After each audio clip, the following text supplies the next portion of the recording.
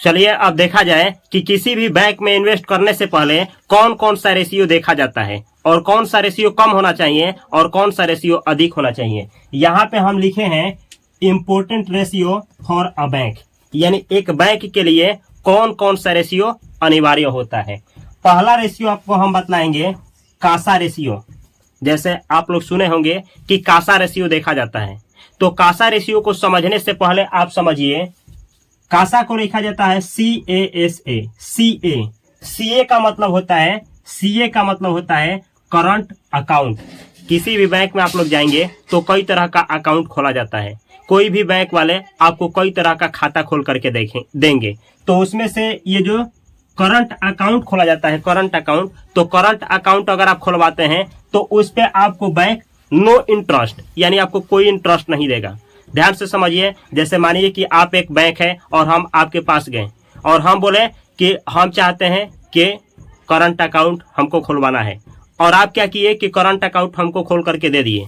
Current account हम खुलवा लिए और उसके बाद हम आपके बैंक में 10 लाख रुपये दे दिए, रख दिए, यानी अपने करंट अकाउंट में 10 लाख रुपया हम जमा कर दिए। तो जब हम करंट अकाउंट खुलवाए हैं और 10 लाख रुपया जमा किए हैं, तो करंट अकाउंट पे बैंक कोई भी इंटरेस्ट नहीं देता है। यानी आप बैंक हैं और हम करंट अकाउंट में 10 लाख रुपया रखे हैं, तो उसके ऊपर हमको कोई ब्याज नहीं मिलेगा। लेकिन जो पैसा हम रखे हैं आपके खाते में, यानी आपके अकाउंट में, यानी हम बैंक में जमा किए हैं, तो आप उसको RBI के तहत जो नियम पहले पढ़ाए हैं उसके अनुसार आप उसको यूटिलाइज करके और अधिक पैसा कमा सकते हैं। तो इससे होता क्या है कि कोई भी आदमी अगर करंट अकाउंट खुलवाता है तो उसमें बैंक बहुत ज्यादा कमाता है, क्योंकि करंट अकाउंट में जो भी पैसा पड़ा होता है उसका यूज बैंक तो करता है, लेकिन उस पर कोई ब्याज नहीं देता है। अगला है आपका SA का मतलब होता है सेविंग अकाउंट। सेविंग अकाउंट को समझना है। जैसे जब भी आप बैंक में जाएंगे किसी, तो बोला जाएगा आपसे कि आप कौन सा अकाउंट खुलवाना चाहते हैं, तो आप बोलेंगे अगर कि हम सेविंग अकाउंट खुलवाना चाहते हैं, तो सेविंग अकाउंट जो होता है, सेविंग अकाउंट खुलवाने पे बैंक आपको ब्याज देता है। 3% का ब्याज, 4% का ब्याज, ये एनुअल ब्याज यानी सालाना ब्याज मिलता है। जैसे ऐसे समझिए, आप एक बैंक है, हम जाकर के आप में सेविंग अकाउंट खुलवा लिए, सेविंग अकाउंट में खुलवा लिए हम, और अपने अकाउंट पे यानी सेविंग अकाउंट पे 1 लाख रुपया हम जमा कर दिए, और उसको कितना साल छोड़े, तो साल भर हम छोड़ दिए, यानी 1 साल छोड़ दिए। तो आप बैंक है और हम सेविंग अकाउंट खुलवाए हैं, तो उस पे 3 या 4% आप हमको ब्याज देंगे। और यही अगर करंट अकाउंट होता तो उस पे हमको ब्याज नहीं मिला होता।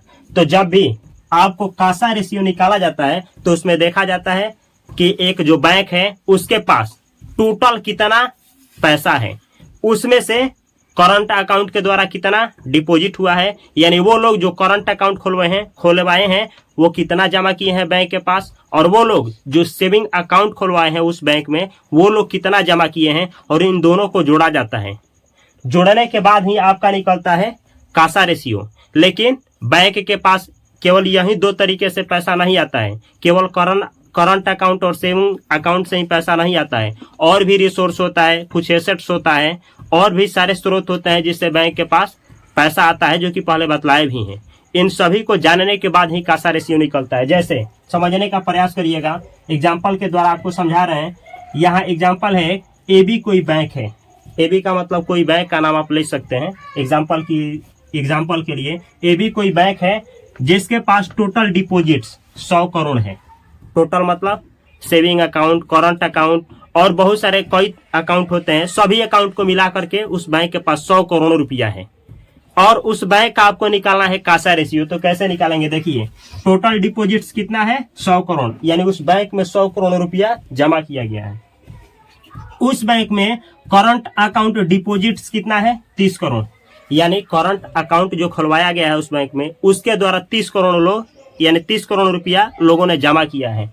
और सेविंग अकाउंट डिपॉजिट्स, उस बैंक में जो सेविंग अकाउंट्स खाता खोला गया है उसके द्वारा लोगों ने 20 करोड़ रुपया जमा किया है।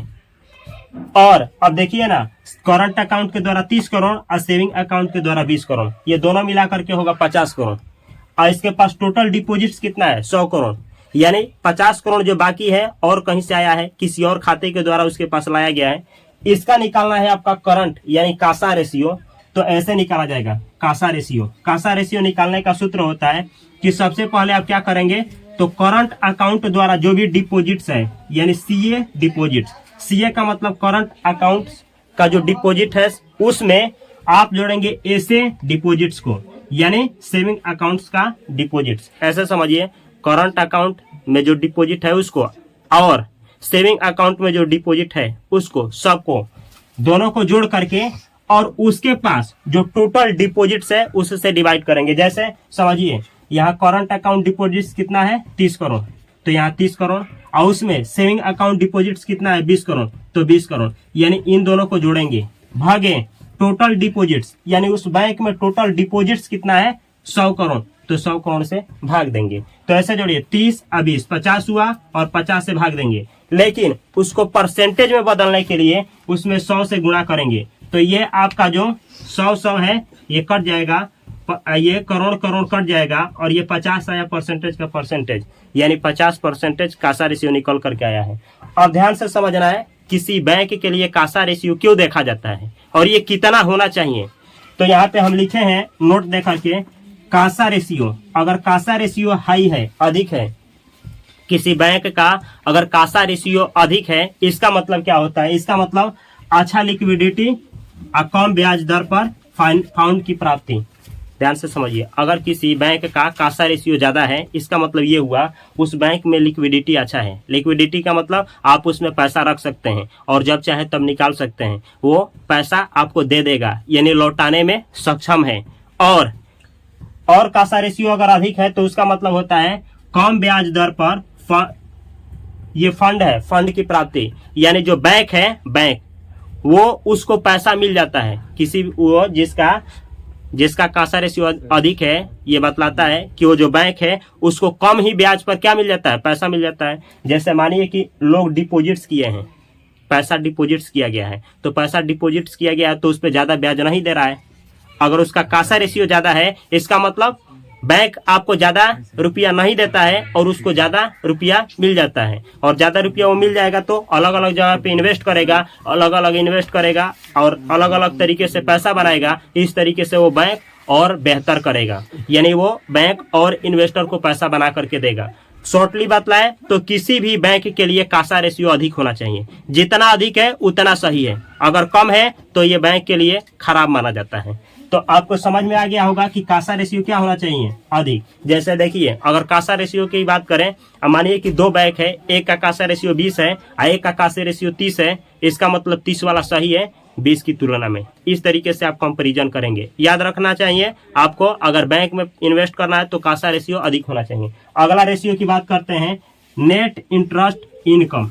इसको समझना है, नेट इंटरेस्ट इनकम, नेट का एन और इंटरेस्ट का आई और इनकम का आई। नेट इंटरेस्ट इनकम को शॉर्ट में बोला जाता है NII।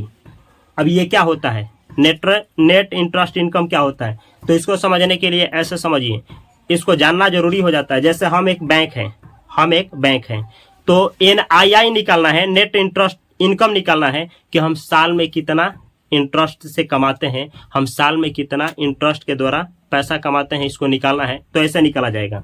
इसके लिए होता है कि मानिए हम आपको लोन दिए हैं, 100 रुपया लोन दिए हैं 100 रुपया, तो उससे हम कितना कमा रहे हैं, यानी एक बैंक जो भी लोन दिया है पूरा वर्ल्ड में उससे कितना कमाता है, उसमें से घटाना होता है कि बैंक कितने लोगों से लोन दिया है और कितना रुपया चुकाना होता है। जैसे उदाहरण के साथ दिखाते हैं, NII निकालने के लिए इंटरेस्ट रिसीव्स ऑन लोन्स, यानी बैंक जो दूसरे को पैसा दिया है ब्याज पे कितना रुपया कमाता है, उसमें से घटाना है इंटरेस्ट पेड टू डिपॉजिट्स, जो डिपॉजिटर उस बैंक में सेविंग अकाउंट वाले और भी बहुत लोग उस बैंक में लोग पैसा जमा किए हैं, उनको कितना बैंक को चुकाना है ये घटा देना होता है। यानी बैंक कितना कमाता है उसमें से घटा दीजिए कि बैंक को कितना रुपया दूसरे को देना है, तब जा करके जो बचता है वही होता है नेट इंटरेस्ट इनकम। इसको ऐसे समझिए, मानिए कि हम हैं एक बैंक, हम 100 रुपया कमाते हैं, उसमें से 60 रुपया दूसरे को दे देते हैं, तो बचा कितना 40 रुपया। अब ये 40 रुपया हमारा क्या हुआ, नेट इंटरेस्ट इनकम। अब सोच करके देखिए कि जितना हमारा नेट इंटरेस्ट इनकम अधिक होगा इसका मतलब हम उतना ही अच्छा है। यानी किसी बैंक का नेट इंटरेस्ट इनकम अधिक है, इसका मतलब वो बैंक सही है। जैसे एक एग्जांपल के द्वारा आपको समझा रहे हैं। यहाँ एक मानिए कि कोई बैंक है, ये भी कोई बैंक है, उसके पास उस बैंक के पास टोटल डिपॉजिट्स के रूप में कितना रुपया है? 100 करोड़। यानी एक बैंक है, उसमें टोटल रुपया जमा किया गया है। कितना किया गया है? 100 करोड़। अब किस किस तरीके से किया गया है यह नहीं बतलाया गया है, लेकिन टोटल डिपॉजिट्स उसके पास 100 करोड़ है। अब आपको निकालना है NII। तो कैसे निकालेंगे? तो इस 100 करोड़ में से ऐसे समझिए, इंटरेस्ट रेट ऑन डिपॉजिट्स, ये जो 100 करोड़ रुपया है, 100 करोड़ इसके पास, उसमें ये 100 करोड़ रुपया जो जमा किया गया है इसके पास है, उसमें से डिपॉजिट्स हमारे और आप जैसे लोग जो जमा किए हैं उनको मिल रहा है कितना? 4% का ब्याज मिल रहा है। 100 करोड़ में से 4% का ब्याज मिल रहा है। और ये देखिए यहाँ पे लोन पे दिया गया है, कुछ ये बैंक लोन पे दे दिया है 80 करोड़ रुपया, जिस पे लोन पे दिया है, तो इसको कमाई हो रहा है 8% का। चलिए अब आपको निकाल करके हम दिखाते हैं कि कितना होगा। 8% का मतलब ये हुआ 80 करोड़ का 8% होता है 6.4 करोड़। तो NII निकालने के लिए क्या करेंगे? कितना आप लोन से कमा रहे हैं और कितना आप दे रहे हो ये घटा दीजिए, और जो भी बचा यही होता है आपका NII। इसको ऐसे समझ सकते हैं, किसी भी बैंक का अगर NII अधिक है तो वो बैंक बेहतर माना जाता है। जैसे केवल आपको मानिए कि 2 बैंक चुनना है, 2 बैंक, और एक का NII 5 करोड़ है। NII का मतलब नेट इंटरेस्ट इनकम, एक का 5 करोड़ है और एक का 6 करोड़ है, तो 5 वाला से बेहतर माना जाएगा 6 करोड़। केवल याद रखना है ये कासा रेशियो क्या होना चाहिए? अधिक होना चाहिए। NII क्या होना चाहिए? अधिक होना चाहिए। अगर ये अधिक है तो बैंक सही है। अगला आपको दिखाते हैं कौन सा रेशियो है। अच्छा, ये भी जान लीजिए कि अगर किसी बैंक का NII अधिक है इसका मतलब क्या होता है। तो यहाँ पे लिखे हैं नेट इंटरेस्ट इनकम सोज, यानी किसी बैंक का NII जो होता है वो दिखाता है, क्या दिखाता है? दिखाता है प्रॉफिटेबिलिटी। यानी अधिक है अगर NII, इसका मतलब वो बैंक प्रॉफिटेबिलिटी है, यानी अच्छा कमाई करता है। प्लस में स्टेबिलिटी का मतलब वो बैंक स्थिर है, बुड़ेगा नहीं, भागेगा नहीं, कम चांस है बुड़ने का, स्टेबल है वो। तो देखिएगा किसी भी बैंक का अगर NII अधिक है इसका मतलब वो प्रॉफिट अच्छा से कमा सकता है, प्लस में वो स्टेबल है, बुड़ने का चांस नहीं है। तो ये देखा जाता है किसी भी बैंक में अगर आप। अच्छा, ये भी जान लीजिए दो मकसद हो सकता है बैंक में पैसा रखने का। एक मकसद होता है आपका सेविंग का मतलब मेरा पैसा बुड़े नहीं, डूबे नहीं। और दूसरा मकसद हो सकता है आपका इन्वेस्टिंग का मतलब होता है कमाने का। जैसे आप नाम सुने होंगे SBI और बहुत सारे बैंकों का। तो लोग जो होते हैं केवल ले जाकर के पैसा सेविंग में रख देते हैं। सेविंग का मतलब वो उतना ही कमाएंगे जितना इन्फ्लेशन बढ़ता है, यानी महंगाई बढ़ता है। अगर साल का महंगाई 5%, 6% बढ़ता है तो आपको ब्याज भी उसी दर से मिलेगा। लेकिन अगर आप इन्वेस्टमेंट होता है, इसके नजरिए से आप किसी बैंक में रखते हैं तो आपको उस बैंक में रखना पड़ेगा जिसमें ये सारा रेशियो अच्छा होगा, तभी जाकर के आप पैसा बना पाएंगे। यानी इन्वेस्टिंग के मकसद से आप किसी बैंक में पैसा रखेंगे तो ये रेशियो आपको देखना कंपलसरी हो जाएगा। अगला देखिए, ये लिखे हैं नेट इंटरेस्ट इनकम को NII बोला जाता है। अगर किसी बैंक का NII अच्छा है इसका मतलब बैंक अपने एसेट्स एंड लिक्विडिटीज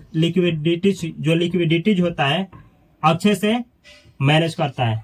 लाइबिलिटीज देखिए, अगर किसी बैंक का NII अच्छा है इसका मतलब ये है बैंक अपने एसेट का मतलब जिसे पैसा कमाता है, और लाइबिलिटीज का मतलब जो पैसा खर्च करवाता है।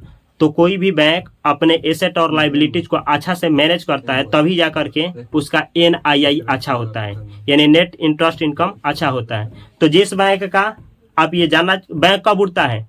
जब वो अपने एसेट को और लाइबिलिटीज को अच्छा से मैनेज नहीं करेगा, बैंक बुड़ जाता है।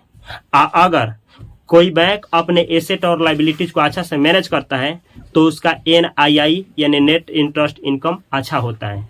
तो ये अच्छा साइन है। किसी भी बैंक के लिए NII का बढ़ना ये अच्छा साइन माना जाता है। जब भी आप बैंक में इन्वेस्ट करें किसी, तो देखें कि क्या हर एक साल NII बढ़ रहा है कि नहीं, क्या हर एक साल कासा रेशियो बढ़ रहा है कि नहीं। अगर ये सब बढ़ रहा है तो इसका मतलब वो बैंक अच्छा है, आप उसमें इन्वेस्ट करने के बारे में सोच सकते हैं। आगे देखिए, नेट इंटरेस्ट मार्जिन। पहले था नेट इंटरेस्ट इनकम, अब है नेट इंटरेस्ट मार्जिन, जिसे शॉर्ट में N का N इंटरेस्ट का आई और मार्जिन का एम लिया जाता है।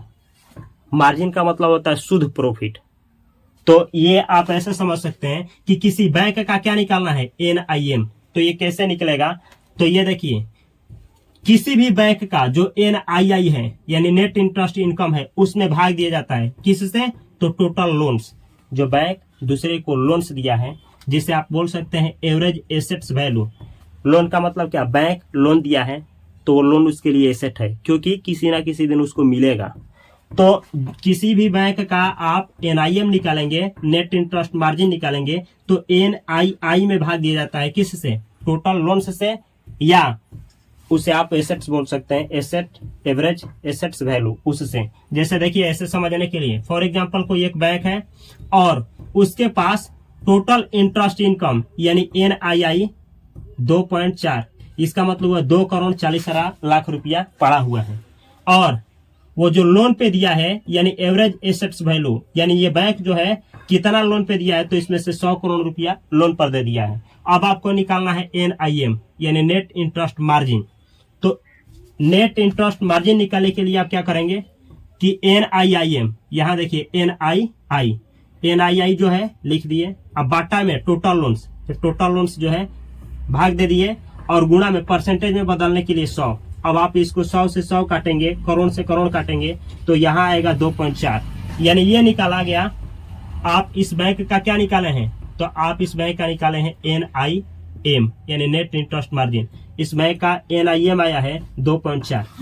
अब ये समझना है किसी भी बैंक का NIM क्या दिखाता है। मानिए कि डिफिनेशन पता नहीं है और किसी बैंक का दिया है NIM, कुछ परसेंटेज दिया है, तो कैसे आप जानेंगे कि ये सही है कि नहीं है। तो देखिए यहाँ पे अगर किसी बैंक का NIM अच्छा है खराब है कैसे जानेंगे, ये क्या दिखाता है, तो यहाँ लिखे हैं NIM shows a bank profitability and a good performance, यानी किसी बैंक का NIM अधिक है तो ये दिखाता है कि बैंक प्रॉफिटेबल है। यानी बैंक जो है, जैसे बिजनेस प्रॉफिटेबल, बिजनेस कब बोला जाएगा कि प्रॉफिटेबल है, यानी बिजनेस हर एक साल कमाए, बेहतर कमाई करे, तो आप बोलेंगे ये बिजनेस प्रॉफिटेबल है। उस तरीके से कोई बैंक अगर NIM डेली बढ़ाता जा रहा है, इसका मतलब वो बैंक क्या है, प्रॉफिटेबल है। इसका मतलब वो बैंक क्या है, अच्छा से परफॉर्मेंस कर रहा है।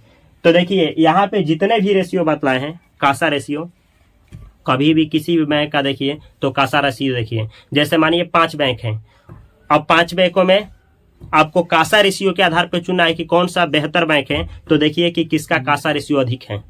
सेम ऐसे ही आपको हम क्या बतलाएं, कासा रेशियो के बाद आपको हम बतलाएं नेट इंटरेस्ट इनकम NII। केवल NII जो होता है, NII के आधार पर आपको बैंक को चुना है। जैसे 5 बैंक दे दिया जाए तो देखिए कि इसमें सबसे ज्यादा किसका NII है, वो बैंक आप चुनेंगे। सेम ऐसे ही आपको चुनना है नेट इंटरेस्ट मार्जिन यानी NIM के आधार पे अच्छा बैंक का सिलेक्शन करना है। 5 बैंक है तो देखिए कि NIM सबसे ज्यादा किसका है। इस तरीके से यह है ओवरव्यू। अभी भी बहुत सारे रेशियो है, 3 रेशियो बतलाए और आपको 12 रेशियो बतलाते हैं, स्क्रीन से आउट होते हैं। आप इस वीडियो को पॉज करके स्क्रीनशॉट ले लीजिए और इसको नोट कर लीजिए, और इसके बाद आपको 13 रेशियो बतलाते हैं। ये 15 रेशियो किसी भी बैंक के लिए देख लेंगे तो बैंक के बारे में आप टोटली विश्वास के साथ इन्वेस्ट कर सकते हैं, जान सकते हैं। अगर आप बिना जानकारी के ही आधार पर लगाएंगे तो ये गारंटेड है कि आप पैसा या तो सेविंग कर पाएंगे या तो बुढ़ा देंगे, यानी इन्वेस्टमेंट नहीं कर पाएंगे। इन्वेस्टमेंट का मतलब होता है पैसा से पैसा बनाना, यानी इतना पैसा बनाना कि महंगाई को बीट कर पाए। और अगर महंगाई इतना ही पैसा बनाते हैं तो उसको सेविंग बोला जाता है, यानी आप पैसा इन्वेस्ट नहीं सेव किए हैं।